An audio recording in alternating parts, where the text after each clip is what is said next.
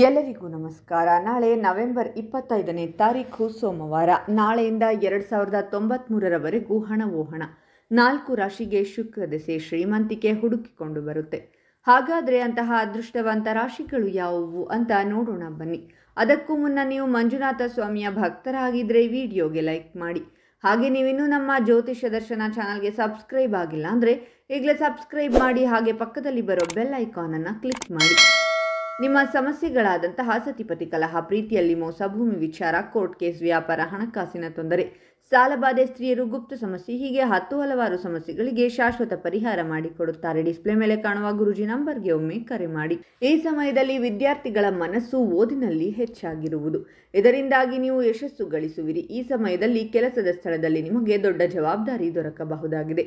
ಹಳೆಯ ಹೂಡಿಕೆಗಳಿಂದ ಈ ರಾಶಿಗೆ ಸೇರಿದ ಜನರಿಗೆ ಈ ಅವಧಿಯಲ್ಲಿ ದೊಡ್ಡ ಲಾಭ ದೊರಕುವ ಯೋಗವಿದೆ. ನಿಮ್ಮ ಅಪೂರ್ಣ ಕೆಲಸಗಳು ಈ ಸಮಯದಲ್ಲಿ ಪೂರ್ಣಗೊಳ್ಳುವುದು. ನೀವು ಬಯಸಿದ ಕೆಲಸವನ್ನು ಪಡೆಯಲು ಇದು ಉತ್ತಮ ಸಮಯವಾಗಬಹುದು.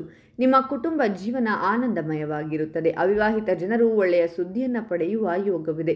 ನೀವು ಹೊಸ ಕೆಲಸವನ್ನು ಶುರು ಮಾಡಲು ಇದು ಉತ್ತಮ ಸಮಯ ಮತ್ತು ಈ ಅವಧಿಯಲ್ಲಿ ಹೊಸ ಸಂಪರ್ಕಗಳನ್ನು ಪಡೆಯುವಿರಿ. ಈ ಸಮಯದಲ್ಲಿ ನಿಮ್ಮ ಸಂತೋಷ, ಸಮೃದ್ಧಿ ಮತ್ತು ಸಂಪತ್ತು ಹೆಚ್ಚಾಗುವ ಸಾಧ್ಯತೆ ಇದೆ. ಈ ಮಧ್ಯೆ ನಿಮ್ಮ ಖ್ಯಾತಿಯನ್ನು ಹೆಚ್ಚಿಸುವ ಕೆಲವು ಕೆಲಸಗಳನ್ನು ನೀವು ಮಾಡಬಹುದು. ವೃತ್ತಿ ಜೀವನದಲ್ಲಿ ಪ್ರಗತಿ ಸಾಧಿಸುವ ಸಮಯವಿದು. ನೀವು ಯೋಜಿತ ರೀತಿಯಲ್ಲಿ ಕೆಲಸ ಮಾಡಿದರೆ ಯಶಸ್ಸನ್ನು ಸಾಧಿಸಬಹುದು. ನೀವು ನಿಮ್ಮ ಮನೆಯವರೊಂದಿಗೆ ಹೊರಗಡೆ ಸುತ್ತಾಡಲು ಉತ್ತಮ ಅವಕಾಶ ದೊರಕುವುದು. ವೃತ್ತಿ ಜೀವನಕ್ಕೆ ಸಂಬಂಧಿಸಿದಂತೆ ಈ ರಾಶಿಗೆ ಸೇರಿದ ಜನರಿಗೆ ಈ ಅವಧಿಯು ಶುಭವಾಗಿರುವುದು. ಈ ಸಮಯದಲ್ಲಿ ನೀವು ಅತ್ಯಂತ ಹೆಚ್ಚಿನ ವೃದ್ಧಿಯನ್ನು ಹೊಂದುವ ಸಂಭವವಿದೆ. ಈ ಸಮಯದಲ್ಲಿ ನೀವು ಹೊಸ ಉದ್ಯೋಗದ ಪ್ರಸ್ತಾಪವನ್ನು ಪಡೆಯಬಹುದು. ಜೊತೆಗೆ ನಿಮ್ಮ ಪ್ರಸ್ತುತ ಉದ್ಯೋಗದಲ್ಲಿ ಬಡ್ತಿಯನ್ನು ಪಡೆಯುತ್ತೀರಾ.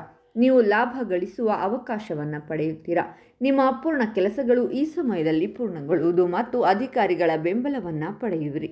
ಉದ್ಯೋಗ ಕ್ಷೇತ್ರದಲ್ಲಿ ಉದ್ಯೋಗಿಗಳಿಗೆ ಈ ಸಂದರ್ಭದಲ್ಲಿ ಕೆಲಸವನ್ನು ಗುರುತಿಸಿ ಹೊಸ ದೊಡ್ಡ ಮಟ್ಟದ ಜವಾಬ್ದಾರಿಗಳನ್ನು ನೀಡಬಹುದಾಗಿದೆ.